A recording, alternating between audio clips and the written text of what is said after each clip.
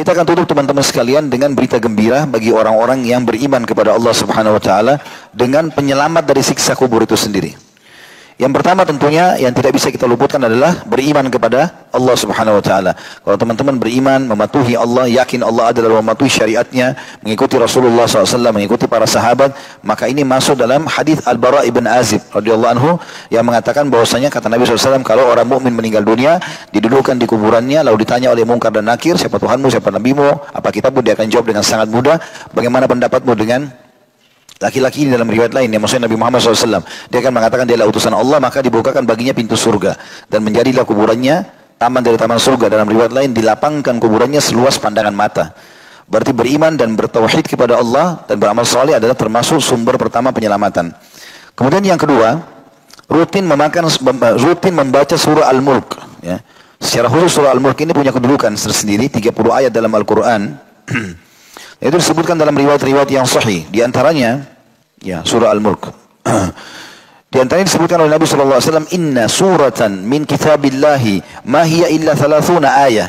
Ketahuilah dalam Al-Quran ada satu surah dalam kitabnya Allah, tidak lebih daripada 30 ayat saja. Syafa'at lirajulin fa akhrajathu minan nari wa adkhalathu al-jannah. Dia pasti akan menolong pembacanya dari api neraka dan pasti memasukkannya ke dalam surga. Kemudian dalam riwayat yang lain kata Nabi SAW, Inna suratan minal Qur'ani, inna suratan fil Qur'ani 30 ayat. Sesungguhnya ada surah dalam Al-Quran 30 ayat. Syafa'at lirajulin hatta ghufira lahu. Dia akan terus memberikan pertolongan, rekomendasi untuk pembacanya sampai diampuni pembacanya. Hiya tabarakalladzi biyadihil mulk. Dia adalah maha suci Allah yang telah memiliki kerajaan, ya. Maksudnya maha suci Allah yang di tangannya lah kerajaan yang sesungguhnya. Itu semua hadis ini diriwayatkan oleh Abu Dawud 1400 dan juga diriwayatkan Tirmidzi, An-Nasai dan dengan sanad sahih. Hadis yang lain juga kata Nabi SAW, Man qara'a tabarakalladzi biyadihil mulk kulla lailatin mana'ahu Allahu biha min adzabil qabr. Barang siapa membaca tabarakalladzi biyadihil mulk pada setiap malam, maka Allah akan menghalanginya dengannya dari azab kubur. Hadis sahih diriwayatkan An-Nasai jilid 6 halaman 179. Jadi usahakan teman-teman surah Al-Mulk secara khusus dihafal. Dan kata ulama boleh juga dia dicicil bacaannya. Misal kita baca di sholat qabliyah duhur 5 ayat atau 10 ayat, kan dia 30 ayat. Mungkin di maghribnya, mungkin di qabliyah asarnya kita baca, atau di sholat duhanya, intinya kita membacanya.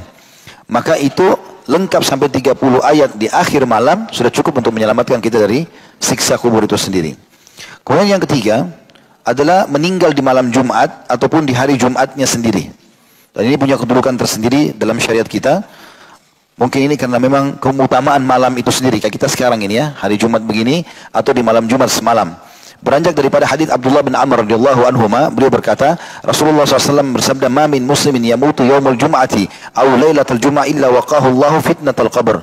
Tidaklah seorang muslim yang wafat pada hari Jumat atau malam Jumat, melainkan Allah pasti akan menjaganya dari fitnah kubur. Hadis riwayat Tirmidzi di nomor 1074, Ahmad nomor 6582. Jadi termasuk di antara doa yang dilakukan oleh salafus saleh adalah mereka berharap agar ditutup husnul khatimah dengan meninggal di hari Jumat atau di malam Jumatnya. Kemudian yang keempat adalah mengamalkan isi Al-Quran. Dan ini mengamalkan isi Al-Quran adalah salah satu penyebab daripada selamat dari siksa kubur. Karena tadi sudah kita jelaskan, salah satu penyebab siksa kubur justru kalau dia tidak mengamalkan isi Al-Quran. Allah berikan tapi dia tolak, Allah berikan tapi dia tidak baca. Maka lawannya berarti dengan mengamalkan isi Al-Quran dia akan selamat dari siksa kubur. Kemudian yang kelima, selalu berdoa dan berlindung dari siksa kubur itu sendiri. Dan Nabi SAW memerintahkan kita agar membaca ini sebelum salam. Ada dua jenis doa yang mirip satu sama yang lain dibaca setelah kita mengucapkan innaka hamidum majid, lalu kita membaca Allahumma inni a'udzubika min adzabil kubur wa adzabi jahannam wa fitnatil mahya wa fitnatil masiihid dajjal. Ada juga yang lainnya Allahumma inni a'udzubika min adzabil kubur wa a'udzubika min fitnatil masiihid dajjal wa a'udzubika min fitnatil mahya wa mamat, a'udzubika minal ma'thami wal maghram. Dua-duanya mirip, tapi intinya kita berlindung dari siksa kubur itu sendiri. Dan Nabi SAW pernah melewati kuburan, kemudian jenazah sahabat mau dimasukkan, lalu beliau mengatakan, untuk tempat seperti inilah, sambil beliau menangis, tetesan air mata jatuh ke tanah, untuk seperti tempat inilah kalian harusnya berlindung, ya, berlindung kepada Allah dari siksa kubur. Jadi selalu kita minta agar diselamatkan dari siksa kubur. Kemudian yang keenam teman-teman, semua jenis mati syahid. Jadi mati syahid itu banyak sekali, tidak harus orang mati syahid di medan perang. Sebagaimana akan kita bacakan riwayatnya insya Allah. Riwayat yang menjelaskan masalah itu bahwasanya Nabi SAW bersabda, "Ma ta'uduna syahid mi fikum?" Apa saja yang kalian anggap sebagai syuhada di antara kalian? Nabi SAW tanya kepada para sahabat. Qalu ya Rasulullah, man qutila fi sabilillah fa huwa syahid. Mereka berkata, "Ya Rasulullah, orang yang terbunuh di jalan Allah, maka dia syahid." Qala inna syuhada ummati idzan laqalil. Kalau seperti yang kalian bilang, berarti syuhada umatku sedikit. Karena siapa saja mati di medan perang, jumlahnya sedikit. Kemudian beliau mengatakan, qalu faman hum ya Rasulullah. Kalau begitu siapa saja mati syahid lagi ya Rasulullah. Mulailah Nabi SAW hitung. Man qutila fi sabilillah fa huwa syahid. Siapa yang mati memang di jalan Allah berperang, maka dia mati syahid. Yang kedua, wa man mata fi sabilillah fa huwa syahid. Ada perbedaan di sini. Yang pertama mati di medan perang, yang kedua mati dalam perjalanan menuju ke jalan Allah. Seperti orang menuntut ilmu, kayak antum saya menuntut ilmu Masya Allah, atau antum mencari rezeki yang halal buat keluarga, semua di jalan yang Allah ridhohi. Kalau mati, maka mati syahid. Musafir, silaturahim keluarga, semua masuk dalam fisabilillah. Jadi bukan jihad saja. Yang ketiga, waman mata fit ta'uni fahuwa syahid. Siapa yang mati karena kena penyakit pes, penyakit kusta, menular, dan dia mati, maka dia mati syahid. Yang keempat, waman mata fil batni fahuwa syahid. Bahkan kata Nabi SAW, siapa yang mati kena penyakit apapun di perutnya, maka dia mati syahid. Kemudian berkatalah seseorang perawi Ibnu Muqsam, "Asyhadu ala abika fi hadzal hadits annahu qala wal ghariqu syahid." Ada seseorang langsung mengatakan pada saat itu, dan aku juga mendengar sendiri, ada seorang sahabat yang menambahkan bahwasanya Nabi SAW bersabda, dan orang yang tenggelam pun mati syahid. Orang yang tenggelam pun mati syahid. Ada riwayat lain juga menjelaskan orang yang mati terbakar, ya, kebakaran, maka dia juga mati syahid. Nah, ini semua adalah penyebab selamatnya dari siksa kubur, karena orang-orang yang mati syahid, kata Nabi SAW, akan selamat dari fitnah kubur. Maksud dalam riwayat lain juga, wanita yang meninggal dalam keadaan hamil atau melahirkan. Dan ini juga disebutkan dalam banyak riwayat berhubungan dengan masalah itu tentunya. Kemudian juga termasuk yang bisa menyelamatkan dari siksa kubur adalah semua jenis amal soleh, apapun sifatnya. Amal soleh itu walaupun sunnah, apalagi kalau wajib, semuanya bisa menyelamatkan. Dan itu dirangkumkan dalam sebuah riwayat, ya, yang kata Nabi SAW, tadi saya sempat bacakan riwayat itu, saya ulangi lagi, bahwasanya mayit kalau ditaruh dalam kuburan, kemudian malaikat datang, ya, kata Nabi SAW, sesungguhnya mayit kalau diletakkan di kuburan, maka ia dapat mendengar suara sandal-sandal mereka ketika mereka mau pulang, meninggalkannya. Maka jika dia seorang mukmin, ibadah sholat berada di sisi kepalanya, ibadah puasa berada di sebelah kanannya, ibadah zakat di sebelah kirinya, perbuatan-perbuatan baik seperti sedekah, sholat sunnah, dan perbuatan baik kepada sama manusia berada di sisi kedua kakinya. Lalu didatangkan dari arah kepalanya, maka dikatakan sholat, atau sholat akan berkata, tidak ada jalan masuk dari arahku. Didatangkan dari sebelah kanannya, puasa mengatakan tidak ada jalan masuk dariku atau dari arahku. Didatangkan sebelah kirinya, didatangi sebelah kiri oleh malaikat, maka zakat mengatakan tidak ada pintu masuk dari arahku. Kemudian didatangi dari arah kedua kakinya, maka semua amal-amalnya dari sedekah, sholat sunnah, amal-amal kebaikan berkata bahwasanya tidak ada pintu masuk dari arahku. Maka malaikat pun meninggalkannya. Maksudnya malaikat tidak lagi menanyakan kepadanya fitnah kubur tersebut. Maksudnya siapa Tuhanmu, siapa Nabimu, dan seterusnya. Kemudian yang kedelapan, teman-teman sekalian, bila jenazah itu disolati 40 sampai 100 orang. Makin banyak orang yang solati dia, maka makin bisa selamat dari siksa kubur. Itu cukup banyak riwayat berhubungan dengan masalah itu. Di antaranya adalah hadis Nabi SAW. Beliau mengatakan, tidaklah atau ma min mayyitin yusalla alaihi ummatun minal muslimina yabluguna mi'atan kulluhum yashfa'una lahu illa syuffi'a fihi. Tidaklah seorang mayit yang disolatkan oleh sekelompok kaum muslimin yang jumlahnya mencapai 100 orang, kecuali, dan masing-masing dari mereka meminta pertolongan kepada Allah agar mayit ditolong, kecuali syafaat mereka akan diterima. Dan hadis ini diriwayatkan Imam Muslim nomor 947. Juga dalam riwayat lain, riwayat At-Tabarani juga dengan sanad sahih, kata Nabi SAW, "Min rajulin yusalla alaihi mi'atan illa ghufira lahum." Tidak ada satu orang pun yang disolati mayit 100 orang, kecuali akan diampuni dosa-dosanya. Itu riwayat tentang 100. Kalau riwayat tentang 40 adalah dikatakan bahwasanya dari hadis Quraib radhiyallahu anhu, bahwa anak Abdullah bin Abbas meninggal di Qudait atau di Usfan, di sebuah wilayah. Ibnu Abbas lalu berkata, "Wahai Quraib, lihatlah berapa banyak orang yang berkumpul untuk mensolatinya." Jadi kebetulan dia punya anak meninggal sebelum dia. Ayahnya Abdullah bin Abbas ini tanya kepada muridnya, "Siapa, banyak enggak orang yang mau solati anak saya?" Quraib berkata, "Lalu aku keluar, ternyata banyak orang yang sudah berkumpul. Kemudian aku memberitahukan hal itu kepadanya." Ibnu Abbas radhiyallahu anhu berkata, "Engkau berkata berapa jumlah mereka? Apakah jumlah mereka mencapai 40?" Quraib berkata, "Ya." perhitunganku mencapai 40. Ibnu Abbas berkata radhiyallahu anhu, keluarkanlah mayit tersebut, artinya biarkan disolati oleh mereka, karena aku pernah mendengarkan Rasulullah SAW bersabda, tidaklah seorang muslim meninggal dunia lalu jenazahnya disolati oleh 40 yang tidak mempersekutukan Allah sedikit pun, melainkan Allah pasti akan menerima syafaat atau doa untuk mereka. Hadis ini sahih riwayat Muslim nomor 948. Kemudian teman-teman sekalian, yang terakhir adalah saksi orang yang baik. Ini juga termasuk akan memberikan keselamatan dari siksa kubur, ya. Maksudnya saksi orang yang baik adalah bagaimana orang-orang mukmin yang ada di situ memberikan kesaksian kalau orang ini adalah orang-orang baik, ya. Seperti misalnya ada pernah jenazah dibawa oleh sahabat lewat di hadapan Nabi SAW. Abu Hurairah meriwayatkan masa itu mereka melewati Rasulullah SAW dengan membawa seorang jenazah, lalu mereka memuji kebaikannya. Jadi bukan disolati, ya, tapi sudah mau diantar ke kuburan. Lalu ada orang-orang yang mengatakan, sungguh orang ini orang baik waktu dia masih hidup.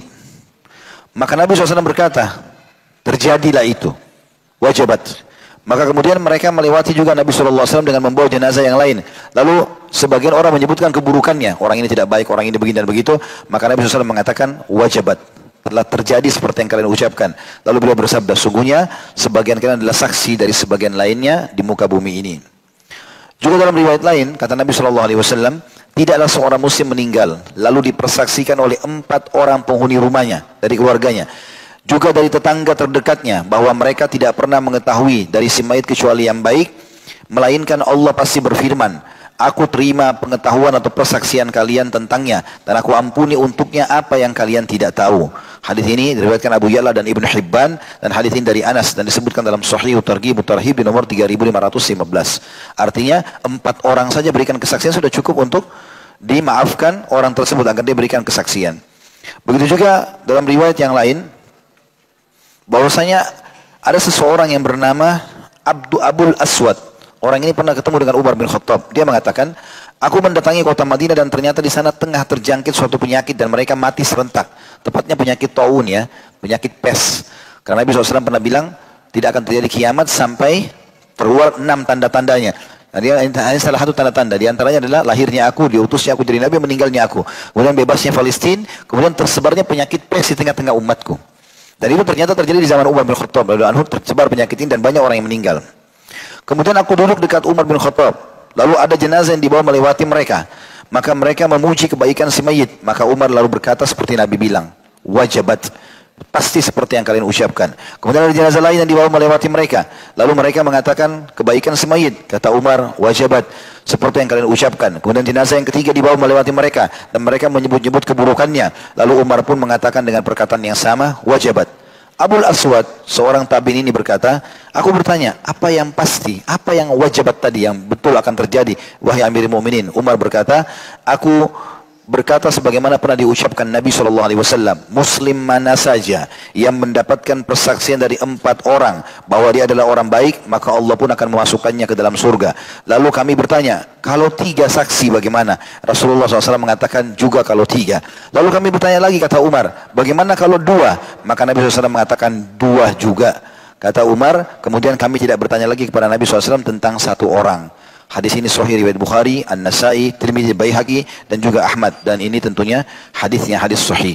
Dan ini menandakan teman-teman sekalian bahwasanya kesaksian, banyaknya kenalan kita orang-orang baik selama hidup, dan akhirnya mereka kena dekat dengan Allah, mereka berikan kesaksian juga kepada kita. Dia tahu kita adalah, walaupun orang pernah berdosa sekarang sudah taubat, atau kita pernah beribadah dan dia tahu, maka dia berikan kesaksian, ini sudah diterima oleh Allah Subhanahu wa ta'ala. Allahu a'lam. Jadi bahasan kita insyaallah tentang masalah penyebab siksa kubur tadi sudah kita sebutkan, kurang lebih ada 19 poin, dan juga tentang penyelamat dari siksa kubur sendiri ada 9 poin yang sudah saya susun. Allahu alam kalau masih ada yang lain tentunya, tapi kita berdoa kepada Allah Subhanahu wa taala semoga sisa umur kita ini Allah berkahi dan Allah Subhanahu wa taala lebih mudahkan kita dalam ketaatannya dan meninggalkan kemaksiatan, sehingga nanti tentu pada saat masuk ke dalam kubur kita sudah meninggalkan keluarga kerabat kita, maka kita pun dalam keadaan ditemani oleh amal saleh sebagaimana sabda Nabi sallallahu alaihi wasallam, kalau orang itu meninggal dunia orang beriman, maka akan terwujudkan amal salehnya dalam bentuk laki-laki yang tampan dan bercahaya, dan saking bersih dan tampannya sampai dia mengatakan, siapa kamu ini, wajahmu mendatangkan kebaikan. Dia mengatakan, aku adalah amal solehmu yang akan selalu menemanimu. Semoga kita termasuk ini insyaAllah. Dan jangan sampai kita menjadi orang-orang yang sebaliknya. Yang kata Nabi SAW, kalau dia orang kafir, orang munafik, orang fasik, maka akan datang orang di sebelahnya menakutkan, bau badannya tidak sedap, dan dia takut orang ini sampai mengatakan, siapa kamu ini, sungguh wajahmu mendatangkan keburukan. Dia mengatakan, kalau aku adalah amal buruk yang akan menemani kau sampai hari kiamat. Maka kita harusnya menjaga semua ini karena waktu kita sangat terbatas.